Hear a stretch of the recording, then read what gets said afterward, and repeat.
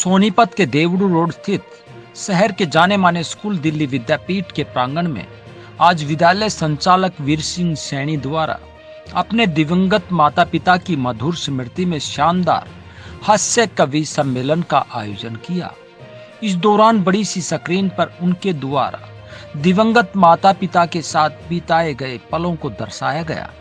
कवि सम्मेलन में पहुंचने पर सभी कवियों का संचालक वीर सिंह सैनी ने फूलमाला और स्मृति चिन्ह देकर स्वागत किया।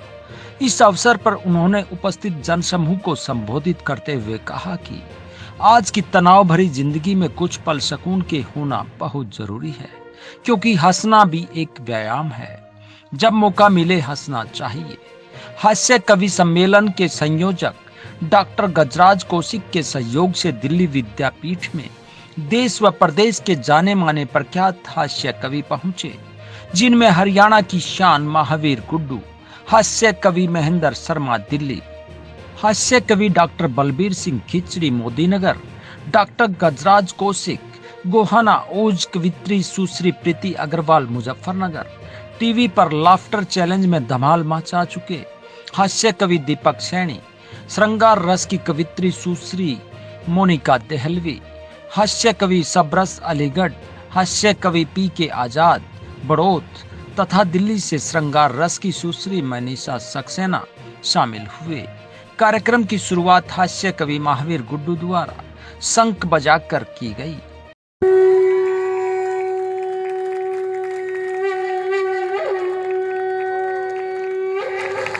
कवित्री मोनिका देहलवी ने सरस्वती वंदना से कार्यक्रम की शुरुआत की।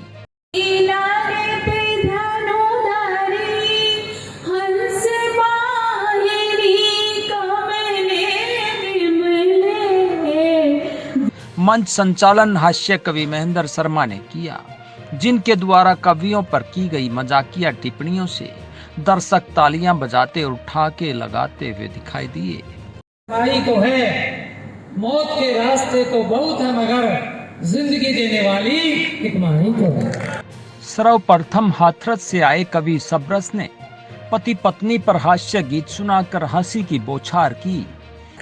तुझ जैसी से कितना अकल का कच्चा था, शादी जो करी तुझ जैसी से कितना अकल का कच्चा था, अब समझा फेरे लगा करके तुझसे तो रवैया अच्छा था।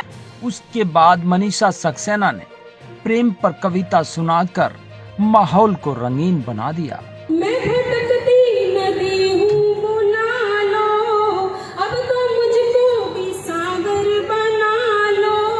जब मिलन है नियत ये हमारा, अपनी बाहों में मुझको समा लो।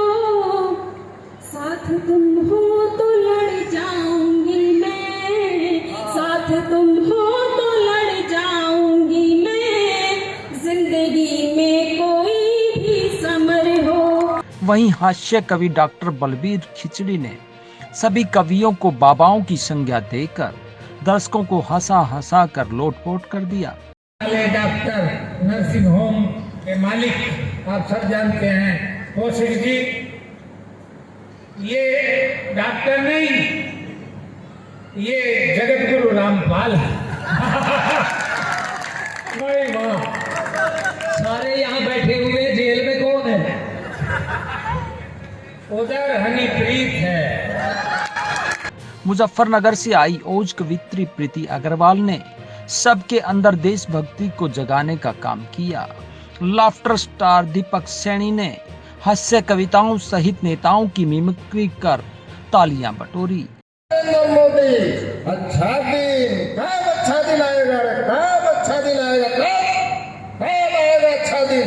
नीचे से लड़का उठा, बोला जी 9वीं फेल आपका लड़का उप मुख्यमंत्री बन गया, और कितने अच्छे दिन उठे। कवित्री मोनिका देहलवी ने प्रेम रस की कविताएं सुनाकर माहौल में प्रेम के रंग भर दिए। प्यार से चूमना चाहत का मजा आता था, हर घड़ी तेरी मोहब्बत का मजा आता था, हर घड़ी तेरी मोहब्बत का मजा आता था। दूर पर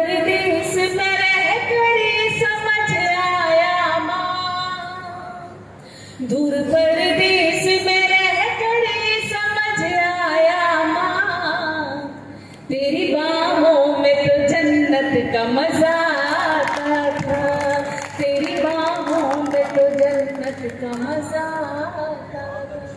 कार्यक्रम में कवियों का गुलदस्ता सजाने वाले डॉक्टर गजराज कौशिक ने माता पिता के आज के हालात पर कविता सुनाकर व समाज की कुरीतियों पर चोट की और हास परिहास से लबरेज कविताएं सुनाकर दर्शकों के चेहरे पर मुस्कुराहट लाने का काम किया।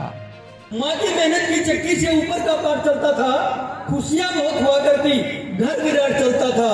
भरण पोषण करने वाला जब से नीचे का पाठ हो गया, परिवार सब बिखर गए, घर बारह बाट हो गया, परिवार सब बिखर गए, घर बारह बाट। बढ़िया है। और एक और बात करते हैं, हम आजकल के जो माता पिता गलती और करते हैं, अपने बच्चों से हम लोग बहुत सारी आशाएं लगा कर बैठते हैं और इनका समय हम लोगों ने छीन लिया।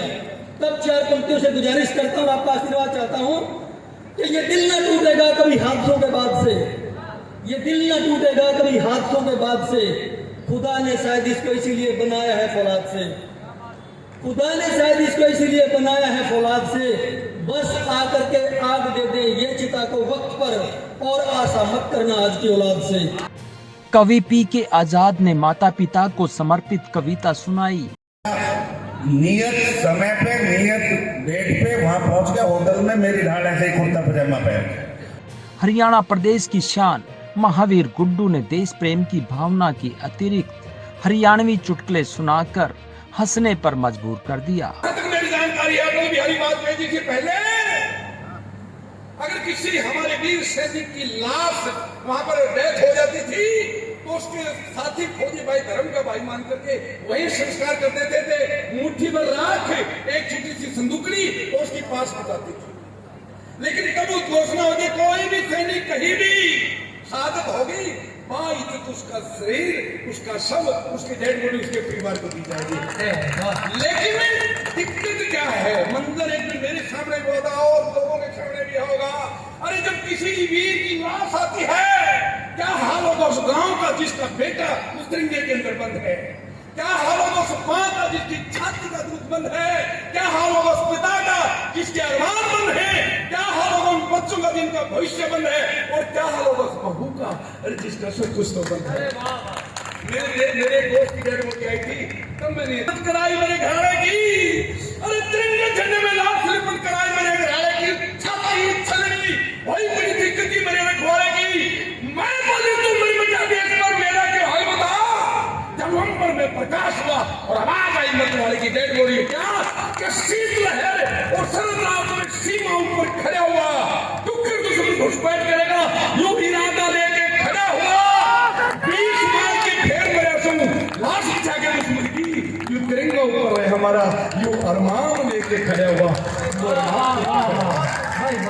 अंत में कवि महेंद्र शर्मा ने अपनी कविताओं के माध्यम से हंसी की बौछारों के साथ समाज को जगाने की कविताएं की।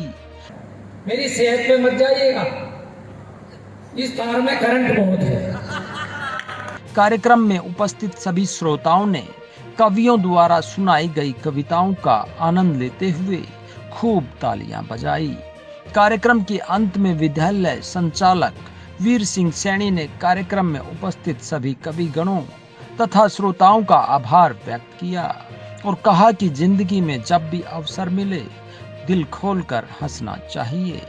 मोहब्बत खत्म हो जाती है और वादा टूट जाता है, और जरा सी बात पर वर्षों का रिश्ता टूट जाता है, जरा सी बात पर वर्षों का रिश्ता टूट जाता है। बहुत आसान है पत्थर दिलों को मोम करना, बहुत आसान है पत्थर दिलों को मोम करना, अगर लहजे में नरमी हो तो लोहा टूट जाता है, अगर लहजे में नरमी हो तो लोहा टूट जाता है। पूरा मनोरंजन चलता रहेगा, उनमें प्रेरणा भी जाएगी कि भाई सबको अपने पिता माता को याद करना चाहिए, भले वो चले जाएं, क्योंकि वो हमारे लिए पूजनीय होते हैं हमेशा के लिए। धन्यवाद सबका। जगत महान न्यूज के लिए सोनीपत से तेजवीर सिंह की रिपोर्ट।